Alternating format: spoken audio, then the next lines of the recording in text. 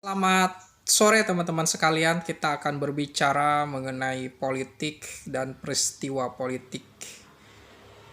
Setelah Jokowi menjadi presiden, betapa jabatan kepala daerah itu menjadi sangat penting gitu kan. Dari kepala daerah yaitu gubernur DKI Jakarta, Jokowi menjadi seorang presiden gitu kan. Kemudian sekarang ya Anies percaya diri ingin jadi presiden karena dia mantan gubernur DKI Jakarta. Kemudian ada Ganjar Pranowo, dia sebentar lagi mantan gubernur Jawa Tengah. Dan begitu juga sosok Khofifah Indar Parawansa, dia sebagai gubernur Jawa Timur. Dan satu lagi juga yang sering digadang jadi cawapres yaitu RK atau Ridwan Kamil, dia seorang gubernur Jawa Tengah. Betapa perhatian masyarakat itu tertuju kepada kepala daerah gitu kan. Kepada para menteri kabinet ya itu kurang juga kan. Misalnya elektabilitas Menko Perekonomian Erlangga kan kecil gitu kan. Sandiaga Uno, mungkin Sandiaga Uno ya karena dia seorang menteri memiliki survei yang lumayan, itu pun jadi cawapres gitu kan. Jadi memang keterkenalan seseorang itu ya harus dibuktikan dengan kinerjanya gitu kan, atau posisi dia gitu kan, walaupun ya sebenarnya kinerjanya biasa-biasa saja gitu kan. Ada ya pemimpin yang administratif gitu kan ya, ada pemimpin yang hanya menonjolkan sidak sana sini, sidak ya, itu sesuatu yang bagus, itu menunjukkan sesuatu tanggung jawab untuk mengontrol gitu kan. Karena pemerintah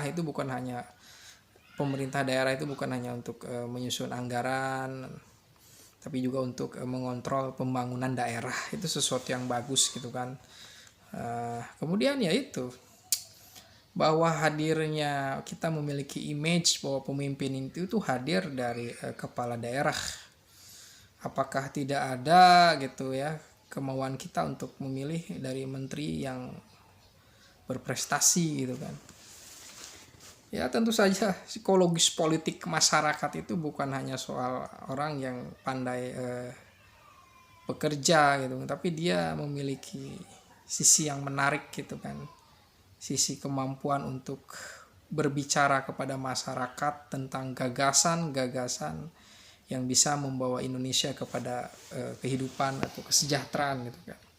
Ya salah satunya adalah sosok Anies Baswedan, dia kan andalan dia adalah berbicara tentang gagasan-gagasan gitu kan. Karena dulu dia memang seorang dosen, jadi banyak teorinya juga. Tapi tidak menutup kemungkinan Ganjar juga memiliki banyak teori tentang gagasan.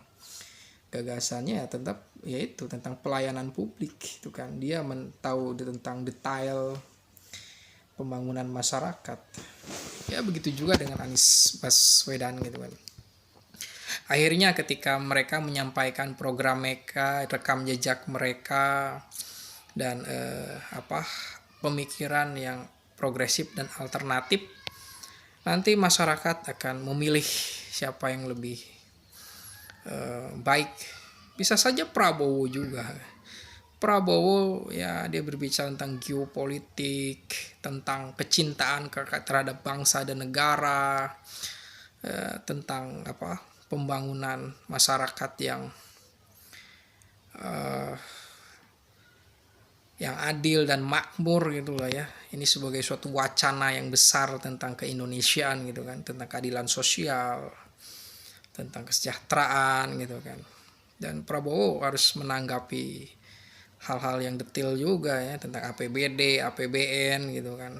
Ya harus, meskipun jadi presiden itu bukan hanya persoalan dia mengetahui hal-hal yang kecil, dia hanya tahu tentang dia harus tahu yang hal-hal yang kecil, dan dia harus berani memutuskan suatu pilihan kebijakan untuk masyarakat. Itu saja sih memang. Dan saya pikir memang daya tarik ketika seseorang menjadi pilkada itu seolah-olah ada kesempatan dia akan menjadi pemimpinan yang lebih tinggi lagi, atau pimpinan nasional gitu kan. Ya misalnya efek dari Jokowi itu kan kepada Gibran ya. Gibran wali kota, mungkin dia akan digadang-gadang jadi gubernur DKI atau gubernur Jawa Tengah, setelah itu mungkin akan jadi presiden gitu kan. Nah, untuk wacana Gibran ini akan mendampingi Prabowo, ya ini akan menjadi kejutan gitu kan. Kejutan sebesar-besarnya gitu kan, akan mengalahkan kejutan pengkhianatan Anies terhadap AHY gitu kan. Ini kalau Gibran menjadi cawapres Prabowo gitu kan. Nah, ini Gibran ini kan wali kota gitu kan, ya wali kota yang milenial gitu kan, yang dan memiliki ekspektasi karena dia adalah putra Jokowi, dia bisa memahami kerja Jokowi dan mendapatkan dukungan dari keluarga, tentunya mendapat dukungan dari relawan Jokowi seperti itu.